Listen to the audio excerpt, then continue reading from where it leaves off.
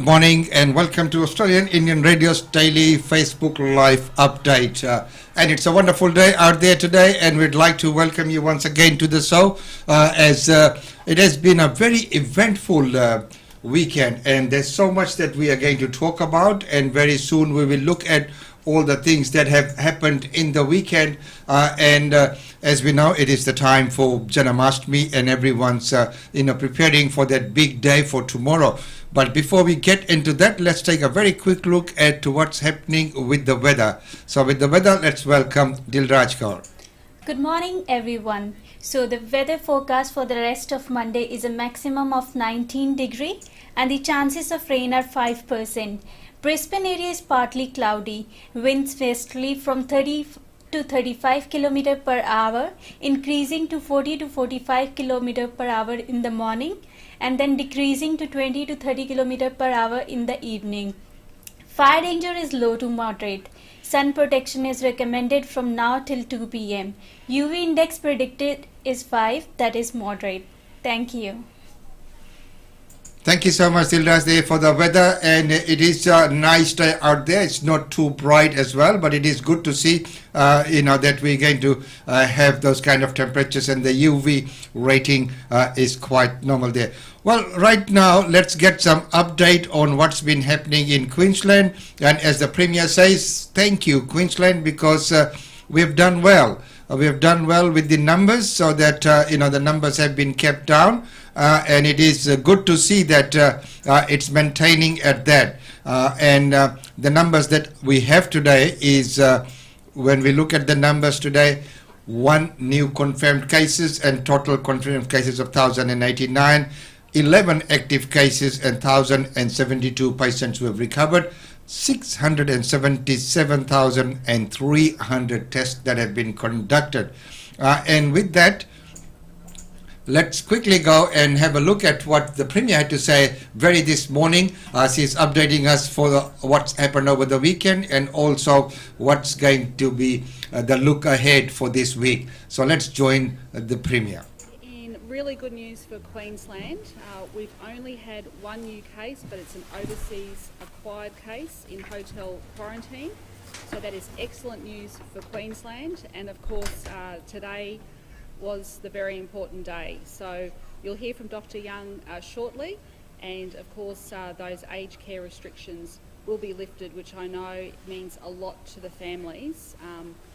Especially over the last week or so where they have not been able to go in and see their loved ones. So excellent news, and hopefully the news today will also give Queenslanders that added confidence, especially as we head to the People's Long Weekend here in the southeast, that people will go out, they'll support the tourism operators, they'll support the cafes and the restaurants and the businesses. Everyone needs that help. So hopefully that great news today will mean that Queenslanders will feel that they can go out and support each other, as I know they will. So look, I'll hand over to the Deputy Premier, but we've also had 8,549 tests over the last 24 hours. So thank you to all those Queenslanders who've come out and been tested. And let me also reiterate, if you are sick, stay at home and get tested. We'll get through this together if we all work together and if we are all doing the right thing. So I'll hand over to the Deputy Premier, then Dr. Young, and then of course our State Disaster Coordinator will update us on how things have been going over the weekend, especially with the hard border closures that are now in place, and then we're happy to answer some questions. Thank you, Premier. That one additional case that we're reporting from quarantine, the returned traveller, brings our total number of cases now to 1,089. They are being taken care of by our fantastic team at the Metro North Hospital and Health Service That 8,549 tests brings our total number of tests now to 677,000, but of course we would like to do more, and so we would encourage Queenslanders to continue to come forward and get tested. As the Premier has said, that was a really good weekend for Queensland, a good result for us. It means we've avoided the risks of a widespread outbreak from those returning cases from Melbourne, and it means that the Chief Health Officer can now act to lift those restrictions on aged care. Of course, that's in contrast to the rest of the country. It was Australia's deadliest weekend from COVID-19, and that's a reminder that should serve as a reminder to us all that the risks here are still real and that they are close to home, and that we need to continue to work together to implement the restrictions that are in place so that we can keep Queensland safe from this awful disease. What's really important is that when people go out and about, when they visit businesses and are asked to provide their contact details, that they do so and that they do so accurately. We are seeing a small number of cases where people aren't providing useful contact information, and that means there is a small number of outstanding contacts who we would like to be able to speak to, and so we would ask everyone when they do provide their contact information, they ensure that it is contact information that will be useful to our contact tracers.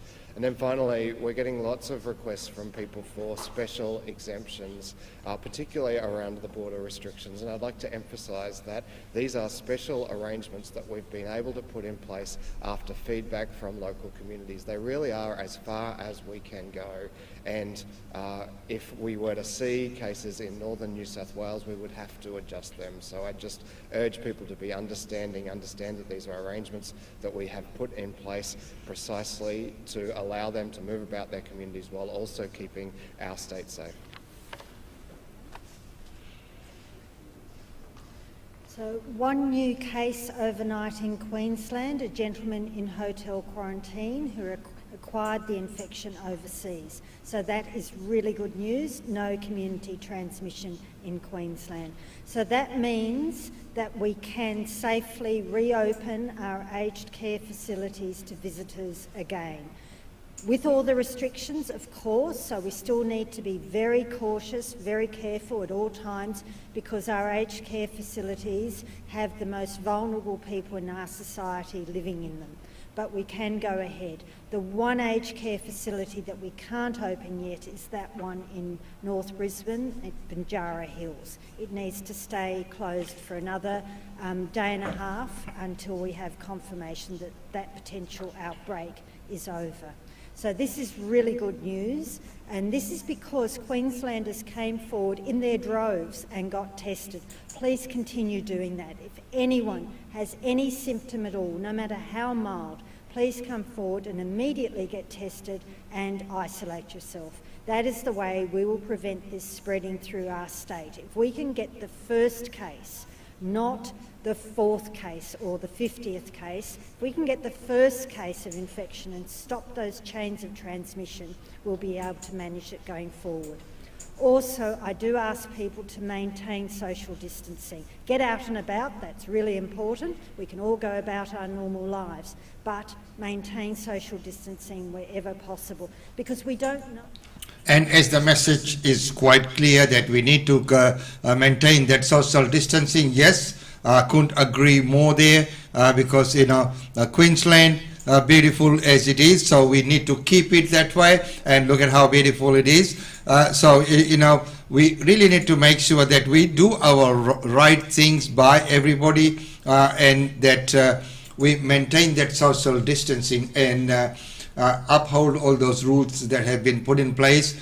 One new case which has come from overseas, and I was looking at all the comments that were coming in on that. Some people say, why did we even allow someone to come from overseas, close the borders, close them now, that we have done so well so far. But there are certain cases where people have to come, and of course that exemption that they were talking about, that there's so much applications that have been made for these exemptions. Now, yesterday, of course, was I think Malik's first birthday, which was celebrated at Queensland Vedic Centre. All the ladies lining up there for that first birthday, and I must say that he did a wonderful job of making everyone proud. The Malik family had a Havan at Queensland Vedic and Cultural Centre yesterday, and of course we will finish off today's segment with the Janmashtami celebrations at Vishnu Maya Mandir, so stay tuned for that. But right now, when we had the Ram Mandir and the Bhumi Puja, the inauguration, there have been so much talks and so many things that have been going on social media and everything. People must not forget that this was a very, very historic site and this was a very long ongoing saga that has now been fixed or resolved. Of course we need hospitals, of course we need schools, of course we need to get people out of the poverty as well. But when you look at a land rich in its cultural heritage, and so when that heritage is revived and it is brought about, so it is a time for celebration. It is not a time for people to go and start criticizing. Critics will always be there, they will always criticize, but you have to look at the thing in the totality. It is not a small thing, it is on a very, very different scale as well. But I've seen some comments and some commentaries going on. People say, oh well, why are we making another temple? It's not just another temple.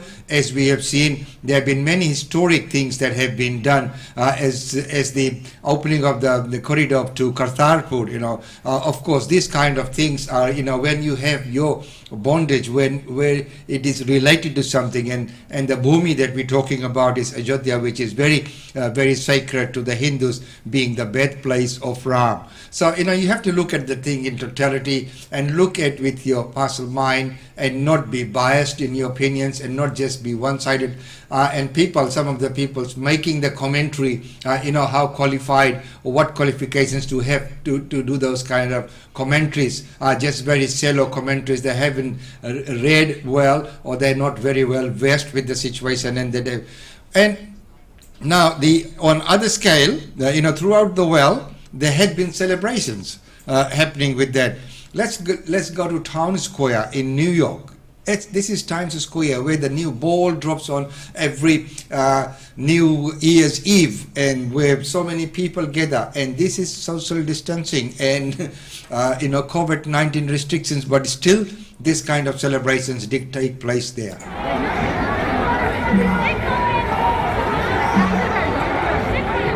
This is for the celebration of Bhumi Puja in India. And this is happening in Times Square, New York.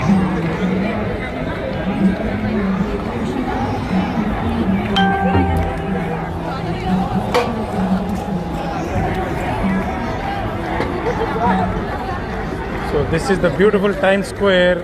You can see beautifully lit on a fantastic late day, early evening celebration of Shri Ram Bhagwan temple in Ayodhya foundation ceremony.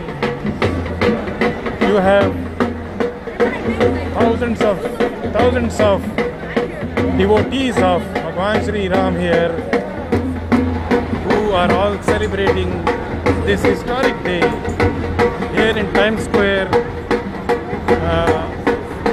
We were supposed to get the images of Bhagwan Ram on these large digital screens, but for some reason they were only allowed till 1 o'clock. But the community did not stop at that, and they have been here chanting Shri Ram, Shri Ram, Shri Ram, Jai Shri Ram, dancing. You have kids, small kids here, little kids. Despite the attack of COVID-19, you can see thousands of devotees here who are celebrating this beautiful moment and enjoying it, dancing, chanting. They have the cutout of Bhagwan Shri Ram I saw a few minutes ago. This is the cross section of Broadway, 7th Avenue and the 46th Street, very famous place you can see in front of you that big screen which is famous for New Year, and the ball, you can see 2020, the ball falls from there, and on the left side is the NASDAQ building, and on the right side is the Reuters building. Then you have the famous Marriott Marquis, the revolving restaurant, and then you have all these famous... So there you are, the celebrations taking place or took place in New York, and similar celebrations took place around the world. As we know, in Sydney they had a big screen showing the celebrations as they happened, and from here, doing our little bit, we rebroadcasted the proceedings for 2.5 hours of the event. Well, right now it's time to go to news in brief, and let's see what's happening and what's making news. As we know, there's been a lot that's been happening around Australia. And first of all, the news from New South Wales, where flood waters have been causing a lot of damage in New South Wales. Hundreds have been forced to leave their homes as a storm, and flood waters cause damage across New South Wales. You know, the same old story. We have the bushfires, then we have the floods. So here's the coverage of that.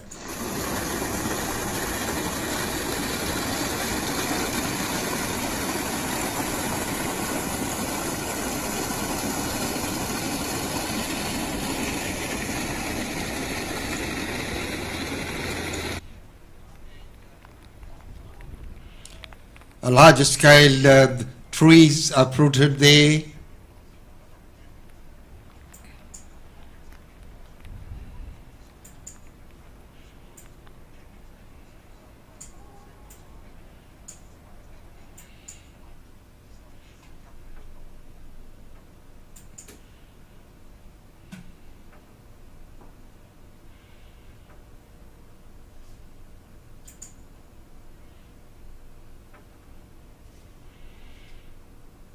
Well, next up we'll look at the Grand Prix, and of course Max Verstappen once again does it, and he wins Formula One's anniversary Grand Prix at Silverstone.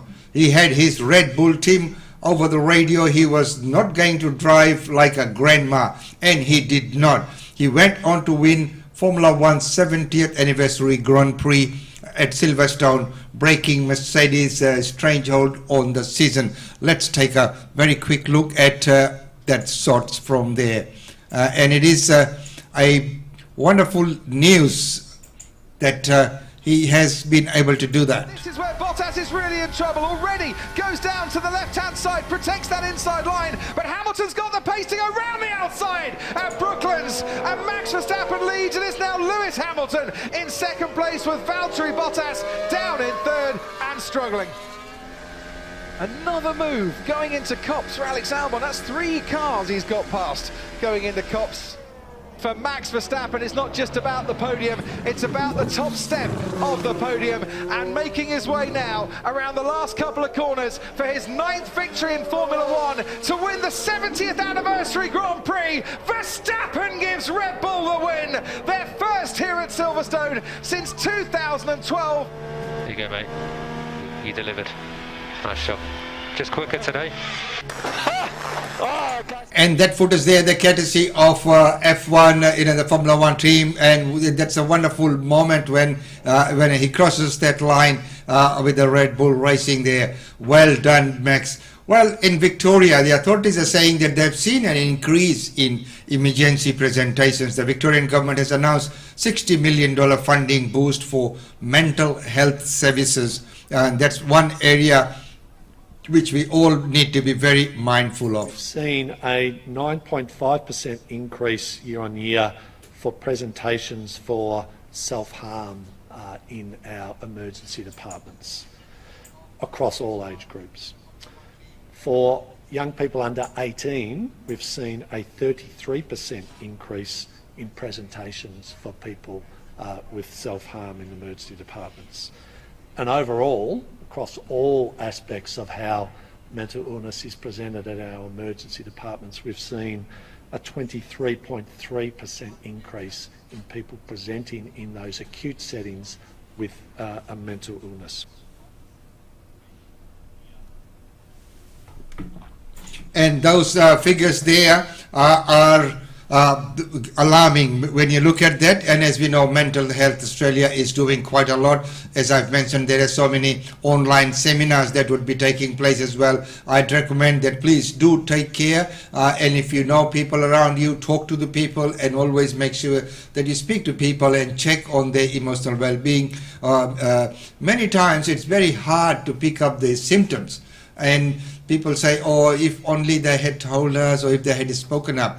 But many times they won't, because what they're going through, they sometimes feel that no one is able to help me, and they would rather suffer on their own. So, you know, if you notice anything irregular, someone's not up to themselves, talk to them. Ask about that, because it's very hard. And many people find difficulty in communicating that kind of message to another person. You know, they won't speak out. And we know what the consequences are when that happens. Well, right now, Daniel Andrews strongly criticizes those who break lockdown rules. So does our Premier here as well. So, you know, lockdown rules are lockdown rules. But I must say that, you know, when you move around in the community for some of the functions that do take place, you know, social distancing is only witnessed or upheld to a extent, but not fully. But anyway, it's so much, you know, that's happening out there, and it's good on the people for at least trying to put that. But Daniel Andrews says that he strongly criticizes those who break the breakdown rules. The Victorian Premier says that breakdowns and these lockdowns would be longer and stronger if more people break the coronavirus restrictions. So let's hear from him. Each of those penalties are the product of people making choices that they shouldn't have made. Each of those penalties are the product of someone saying to themselves, oh, well, I can do things that no one else is allowed to do. And that's not the way this works. Those sorts of choices will simply mean these rules are in place for longer. Those sorts of choices will mean that businesses are closed for longer, that people are unemployed for longer, and that more people are in hospital. And sadly, tragically, that more families are planning funerals. So again, I just want to stress, I do not want a situation where the bad behaviour, the poor choices of a smaller number of people in any way detract from, I think, a growing number of Victorians who are doing the right thing. And as he mentioned, it can't be clearer that, you know, the choices of a few always reflects on others, and well, that's how all the rules in this world have been made, because of some wrongdoing, sometimes of one person, for something that someone did. You know, rules and regulations are then made, you know, to safeguard and protect others so that it never happens again. And one person spoils it for the, you know, we look at many things. You know, gone are the days when you could just go down to the river, sit on the river and just fish. Now there have to be safety barriers, all those kind of things, who's taking you there, and you need to report, and all kinds of things. You know, so why did that come out? Because someone just fell into the river or things like that. So that's how rules are made. So one or two people breaking the rule, not following up the norms, spoil it for everyone, as we know. But when there is something wrong, people do protest, and they don't protest in one or two, they protest in thousands. So thousands protest in Beirut. Demonstrators threw rocks and fireworks at police guarding the government building in that area. Here is the scene from Beirut.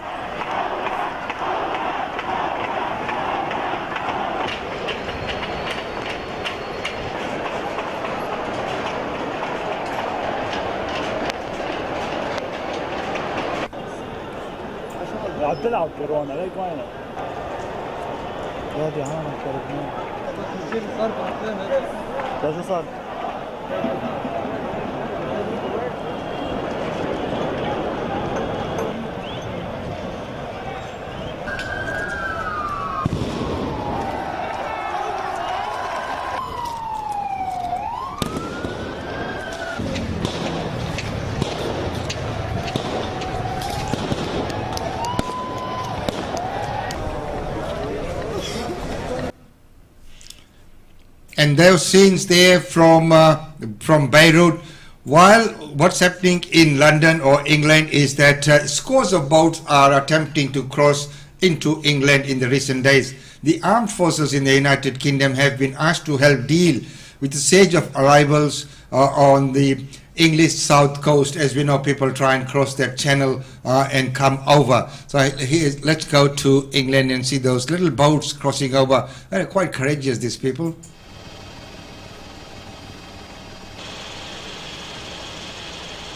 And that's the Navy coming in.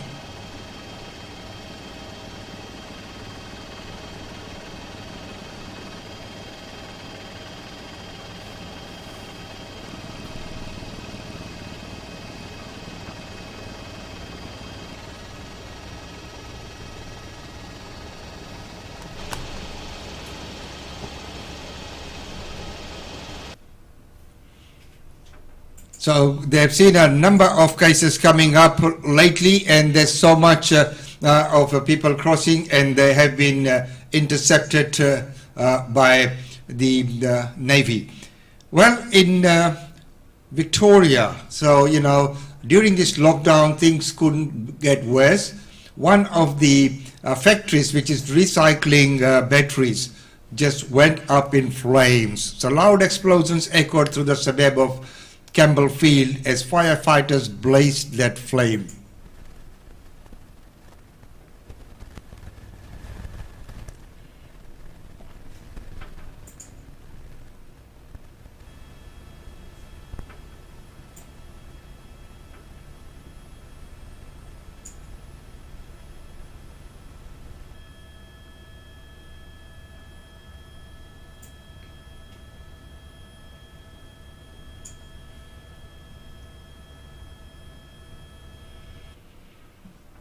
And that's that factory of recycling batteries that goes up in flames. Well, right now, because we're doing the World Roundup, let's go to Jerusalem. Once again, demonstrators there have gathered in central Jerusalem. Local media say that around 15,000 protesters crowded around Prime Minister Benjamin Netanyahu's official residence, calling on him to resign. So, you know, that is quite a big move out there, and lots of people, 15,000 plus protesters, they are asking him to resign.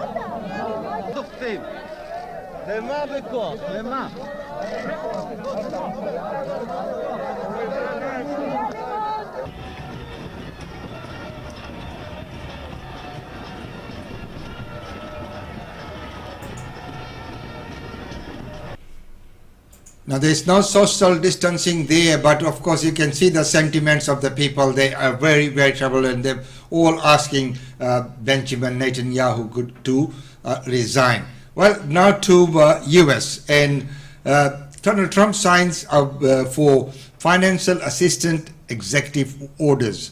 The US president has signed the orders after negotiations in Congress to pass relief packages, and he became mirrored in the partisan politics. Just listen to him carefully, and these are the 4 assistance packages that he is announcing. Nancy Pelosi and Chuck Schumer have chosen to hold this vital assistance hostage on behalf of very extreme partisan demands and the radical left Democrats, and we just can't do that. In the current negotiations, we have repeatedly stated our willingness to immediately sign legislation providing expanded unemployment benefits, protecting Americans from eviction, and providing additional relief payments to families.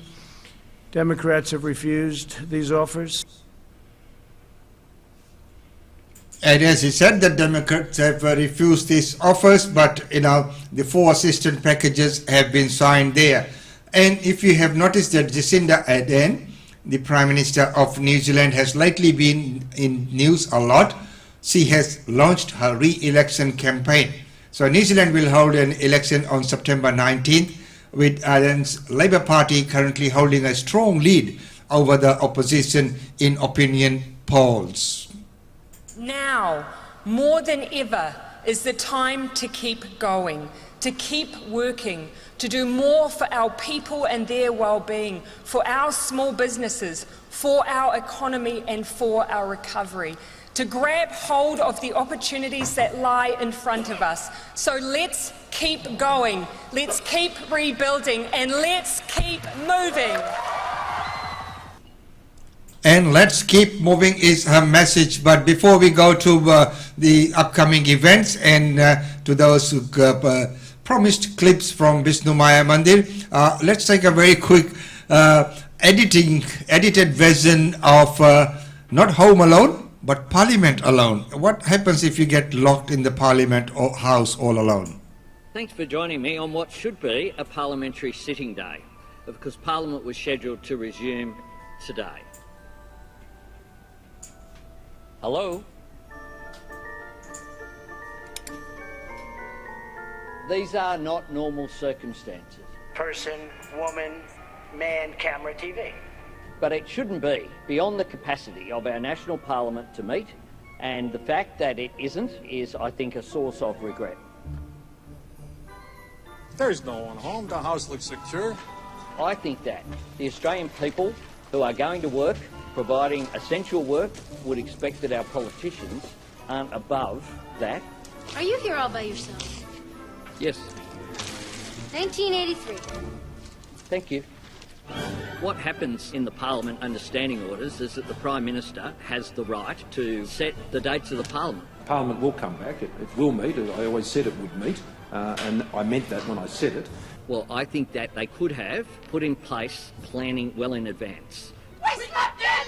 Democracy matters, accountability matters, scrutiny matters. The fact is, we need Parliament to meet. He's home alone. You're not at all worried that something might happen to him? That's really a matter for him. I'm not getting into a speculation game. It's a matter for Mr Albanese. What we're saying is, well in advance of August 24, put in place the mechanisms. We know that you're in there and that you're all alone. Mr Speaker, I seek leave to move the following motion. That the House, one, notes that... I thought you said they were gone. ...deliberately misled the Parliament. You better get out of here before somebody sees this. Excellent editing there, it's wonderfully done. This is what happens when someone gets locked in the Parliament House. Well, right now let's take a look at the upcoming events before we go into the final segment for today, when we look at some of the clips from last night at Vishnu Maya Mandir.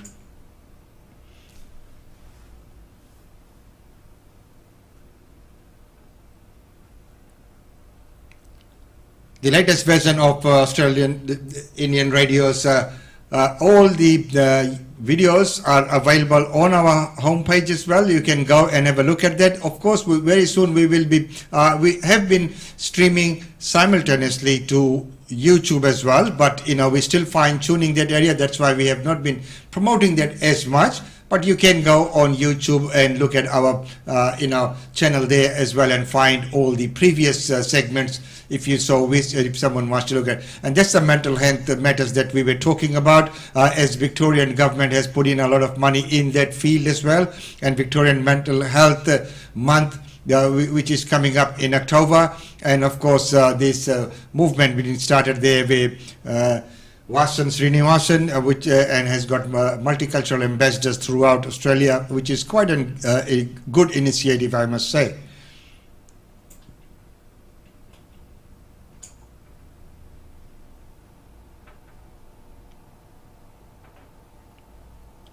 And if you have any function or event that you'd like us to talk about, we will gladly do that. And if you have any topics that you'd like to discuss on this channel here, we will quite gladly do that as well. And once again, I'd like to thank each and every one of you for your comments and for sharing. And I'd also like to thank many groups and the admins of those groups who allow us to share our daily posts on your groups. I know there are some groups which would probably won't allow because of their privacy settings, and that is quite okay as well.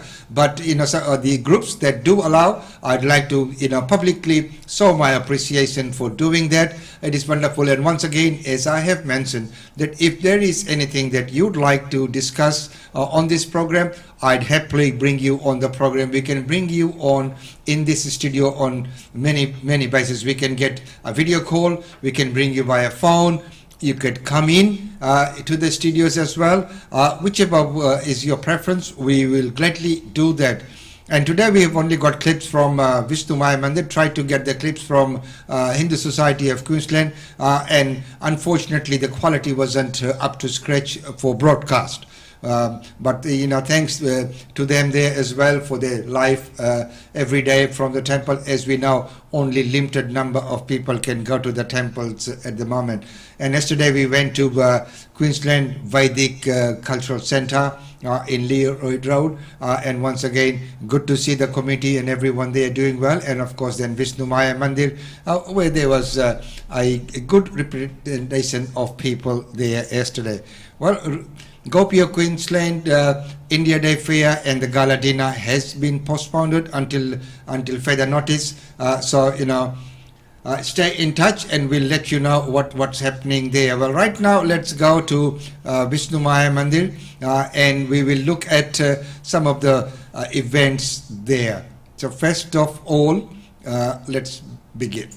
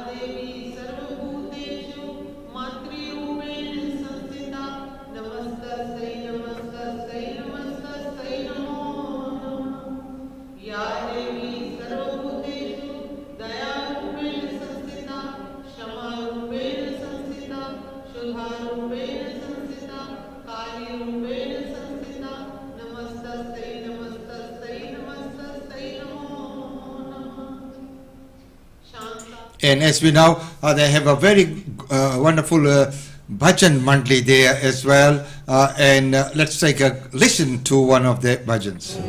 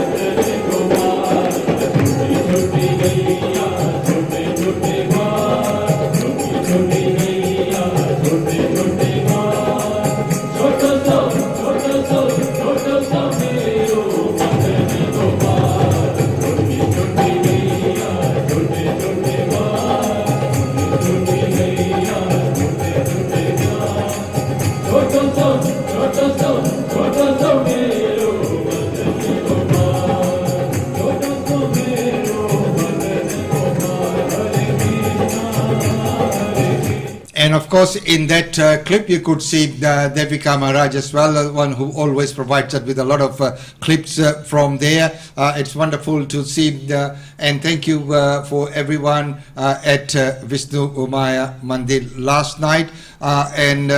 Well, they had a guest artist there last night as well.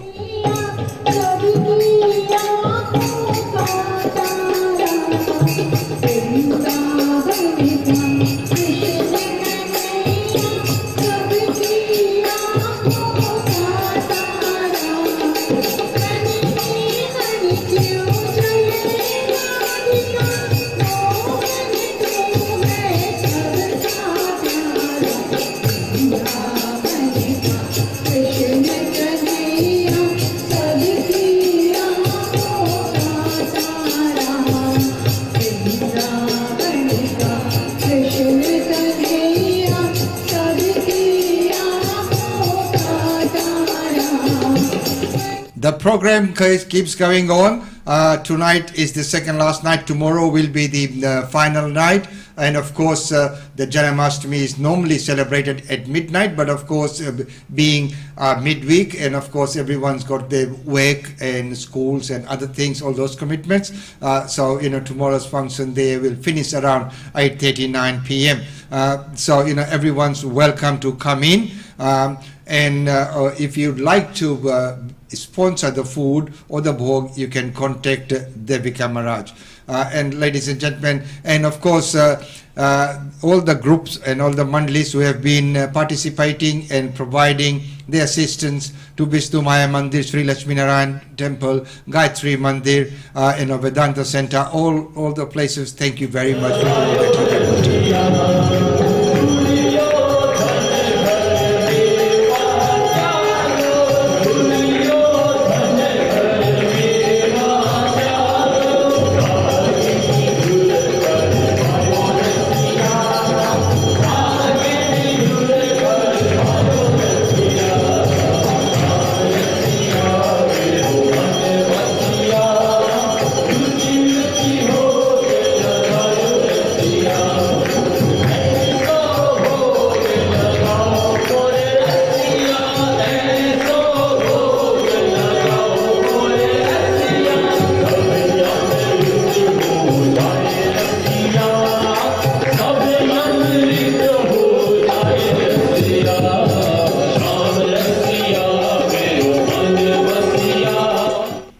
With that, ladies and gentlemen, I need to say goodbye, and it's been wonderful having your company. Don't forget that tomorrow we'll have a special presentation on Krishna Janmashtami being the actual day.